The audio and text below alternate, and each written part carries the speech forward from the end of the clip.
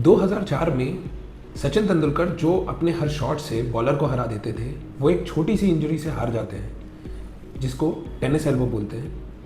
और अपने prime fitness, best form और सालों के एक्सपीरियंस के बाद भी इस छोटी सी इंजरी से उनको महीनों तक गेम से बाहर रहना पड़ता है।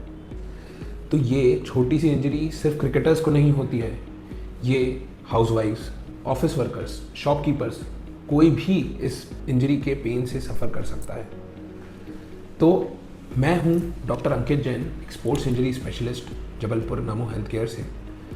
और आज मैं आपको बहुत ही आसान भाषा में ये बताऊंगा कि टेनिस एल्बो क्या होता है, इसे पहचानते कैसे हैं, इसके कॉजेज़ क्या होते हैं, इसको प्रिवेंट कैसे करते हैं, और अगर आपको ये सारे सिम्टम्स महसूस हो रहे हैं तो फिर इसे ट्रीट कैसे किया जाता है। तो चलिए हम टेनिस एल्बो के बारे में आज ये सारी जानकारी को जानते हैं। टेनिस एल्बो का मेडिकल नाम लेटरल एपिकॉन्डाइलिटिस होता है, जिसमें एल्बो के बाहर के एरिया में सूजन आना शुरू हो जाती है, इन्फ्लेमेशन शुरू हो जाता है। ये होता कैसे है कि रिपीटेटिव मूवमेंट से जो मसल्स हमारे रिस्ट को मूव करने के लिए काम आती हैं, उनकी टेंडन्स में छोटी छोटी इंजरीज होने लग जाती हैं। और कॉमनली ये एथलीट्स में जो रिपीटेटिव मूवमेंट्स करते हैं, जिसमें वो वैसे स्पोर्ट्स जिनमें रिस्ट का रिपीटेटिव मूवमेंट्स होता है, जैसे बैडमिंटन, टेबल टेनिस, क्रिकेट, इन सब में इस पोर्शन में छोटी छोटी इंजरीज होना शुरू हो जाती है। सेम जो हाउसवाइफ्स होती हैं, अगर वो बार बार बर्तन साफ़ कर रही हैं, हैवी बकेट उठा रही हैं, अपना कुकर या स्टोव उठा रही हैं और उनको लगातार साफ़ सफाई के काम करने हो रहे हैं, तो भी ये छोटी इंजरीज होती है। शॉपकीपर्स जो कि लगातार कोई वेट उठाने वाला काम करते हैं या स्क्रू के मूवमेंट्स का काम करने वाले मैकेनिक्स होते हैं, उनको ये इंजरीज होती हैं। और जो ऑफिस वर्कर्स होते हैं, अगर वो बहुत लंबे समय तक के माउस का ओवर यूज़ कर रहे हैं या उनको बार बार टाइपिंग करनी पड़ती है, तो ऐसे में भी रिस्ट के मूवमेंट के रिपीटेटिव एक्शंस के कारण इस एरिया में माइक्रो इंजरीज होती हैं। ये माइक्रो इंजरीज आपके टेंडन्स को वीक कर देती हैं और इससे शुरू होता है आपको टेनिस एल्बो का पेन। इसका डायग्नोसिस काफ़ी सिंपल होता है, बहुत क्लासिकल सिम्टम्स होते हैं और एक फिजिकल एग्जामिनेशन।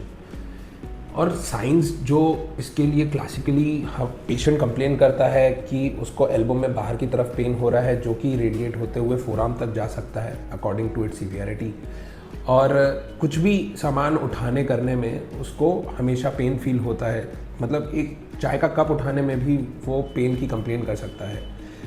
और जहाँ पे भी रिस्ट का मूवमेंट ज़्यादा हो रहा है वहाँ पे ये पेन बढ़ जाता है।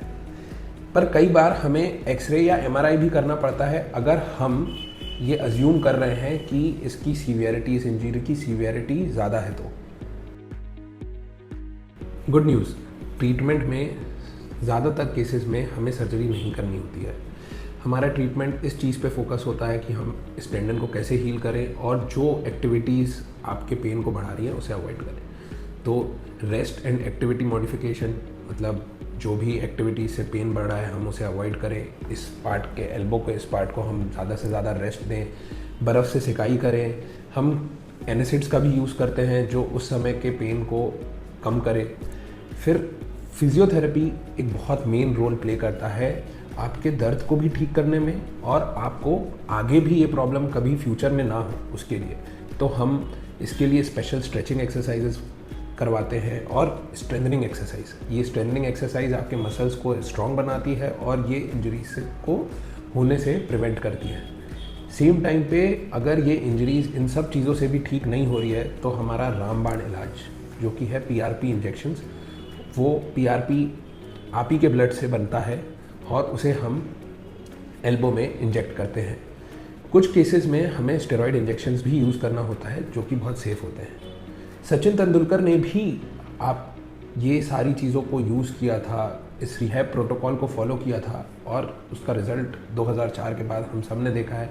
वो एक वर्ल्ड क्लास बैट्समैन तो थे ही, उनने अपने लाइफ के और पीक्स को अचीव करा। हमें हमेशा प्रिवेंशन पे ज़्यादा फोकस करना होता है इसीलिए प्रिवेंशन के लिए हम इन चीज़ों पे ज़रूर से ध्यान दें कि जब भी हम कोई भारी सामान उठा रहे हैं तो बराबर पोस्चर का ध्यान दें। हमेशा कुछ भी काम करने से पहले वार्म अप करें और स्ट्रेचेस रेगुलरली करते रहें। सेम टाइम पे अगर आप कभी भी कोई ऐसी रिपीटेटिव मूवमेंट्स वाला काम कर रहे हैं तो बीच बीच में हमें ब्रेक लेने का याद रखना है। और अगर आप एक प्रोफेशनल एथलीट हैं तो हमें ये चीज़ का ज़रूर ध्यान रखना है कि हमें हमारे फोर आर्म की मसल्स को स्ट्रेंथन करना है, मतलब इसके लिए हमें रेगुलर एक्सरसाइजेस करनी है। और अगर आपको पता है कि आपका काम बहुत ही हैवी होता है, मतलब आपको हैवी वेट्स लिफ्ट करना होता है, तो आप इन ब्रेसेस जिसके बारे में हमने पहले भी डिस्कस किया था उसको आप एज अ प्रिवेंटिव मेजर भी यूज़ कर सकते हैं। तो मैं हूँ डॉक्टर अंकित जैन, एक sports injury specialist Namo health care Jabalpur से। और मैंने अपने करियर में बहुत सारे यंग एथलीट्स, प्रोफेशनल्स, हाउसवाइफ्स, शॉपकीपर्स, ऑफिस वर्कर्स जिन्होंने ये लेटरल एपिकॉन्डाइलाइटिस मतलब टेनिस एल्बो के पेन को सफ़र किया है उनको रिकवर करने में हेल्प की है।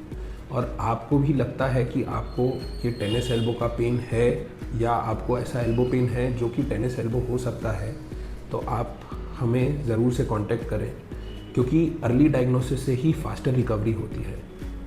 धन्यवाद।